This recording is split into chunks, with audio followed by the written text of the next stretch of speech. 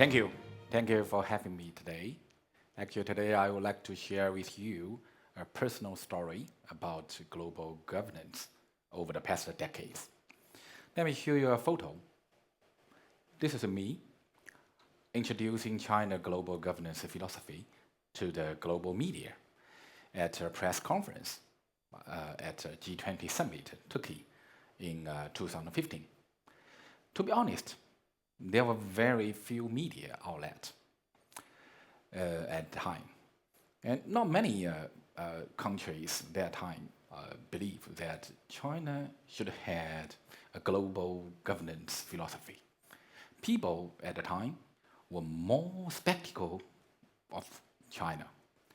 Many believed that China, having become the world's second largest economy a few years ago, would inevitably be caught in a fierce struggle with the existing hegemony, the United States, on the way to becoming the world's largest economy. Harvard professor, very famous professor, Grant Edison, even gave it a charming name, Thucydides' trap. 10 years later, I, with my colleagues, have traveled to over 100 countries to explain China's global philosophy. At the same time, China has held a lot of international summits to introduce a global governance philosophy too. For example, the 2016 G20 Hangzhou Summit and the first Belt and Road Forum for International Cooperation were held in 2017 with further summit in 2019 and 2023. And China also held several BRICS and Shanghai Cooperation Organization summit in Xiamen, in Qingdao, in Tianjin this year, as well as the once sensitive dialogue between the Communist Party of China and the world. So, based on those so many summits, I heard a very important comment from a former foreign president who frequently visited China. He said once, over the past decades, the United States has launched dozens of major military operations to prove that US remain the world's most powerful country, while China has held dozens of major summits to demonstrate its desires to work with the world to promote a new international system of extensive consultation, joint contribution, and shared benefits. In September 2025, at the Shanghai Cooperation Organization Summit in Tianjin, President Xi Jinping proposed the Global Governance Initiative. This was another major initiative from China following the Global Development Initiative, the Global Security Initiative, and the Global Civilization Initiative. These initiatives are the cornerstones of the China's foreign policy and the forerunner of its foreign strategy. They represent the vision of a rising civilization, a rising civilizational global power for the world. The hope to reverse the current slowdown in the global development, the deterioration in global security, the imbalance in global civilizational impact, and the deficit in global governance. Although they represent the vision to promote the building of a more just and equitable global governance system and work together for a community with a shared future for mankind. So the deeper value of the four initiatives lies in their mutually supported organic wholes. Development is a foundation of the security. And security is a prerequisite for the development. And mutual learning among civilization is a key of the mutual understanding and trust. And global governance reform is an institutional guarantee for achieving the first three goals. So this kind of the systematic thinking is urgently needed to address the challenges global complexity.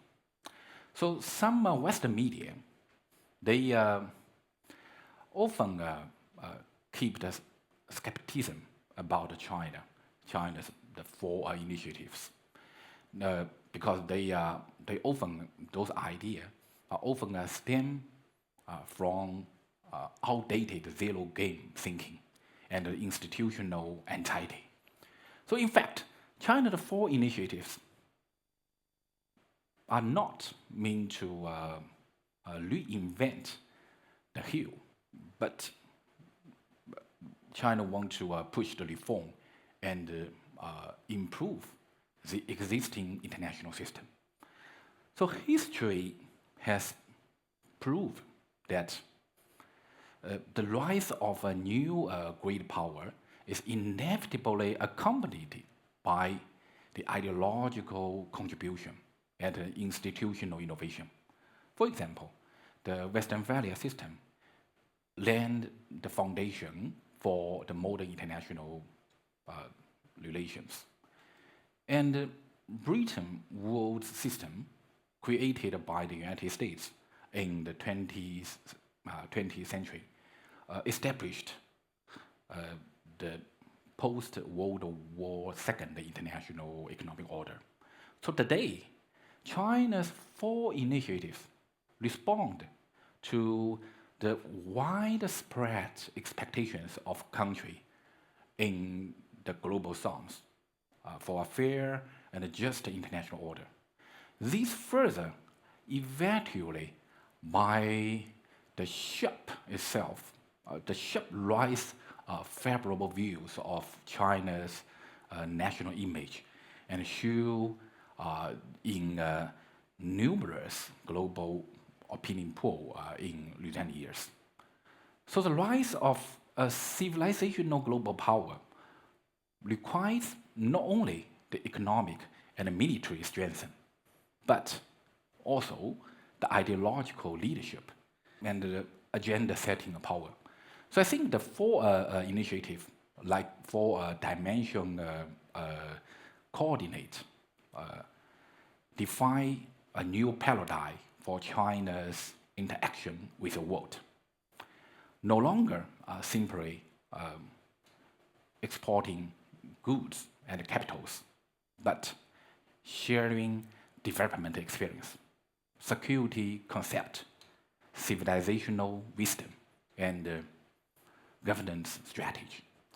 So the philosophy of diplomacy signals China's gradual transformation from a participant to a leader in globalization, and from a consumer to a provider of international public goods. So after the years, I have personally communicated with a lot of presidents and prime ministers from dozens of countries, including the French President Holland, the Turkey President Erdogan, and the Russia President Putin, and the late US President Jimmy Carter, as well as many international renowned scholars and experts.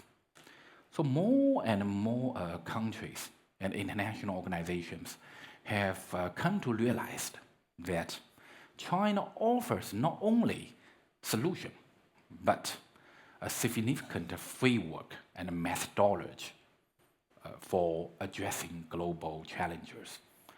So in this regard, over the past decade, my colleagues and I have actively participated in a lot of international conferences, lectured at hundreds of universities and publish a lot of articles in hundreds of international media outlets. All of these reflects the Chinese people actively participation in leading the global governance and building a better life. In July 2025, I hosted the China Latin American Human Rights Dialogue in São Paulo. Representatives from over 20 Latin American countries expressed a very strong desire to cooperation with China to enhance the future well-being of mankind. In August, I delivered a speech in Addis Ababa titled Prospects for China-Africa Relations in 2050, which was enthusiastically endorsed by participants from over 40 African countries. In September, I spoke at East Economic Forum in Vladivostok about the upcoming rights of Far East. The audience represents over 30 countries was thrilled. So this personal experience demonstrates that compared to 10 years ago, I no longer alone. None will struggle to find an audience.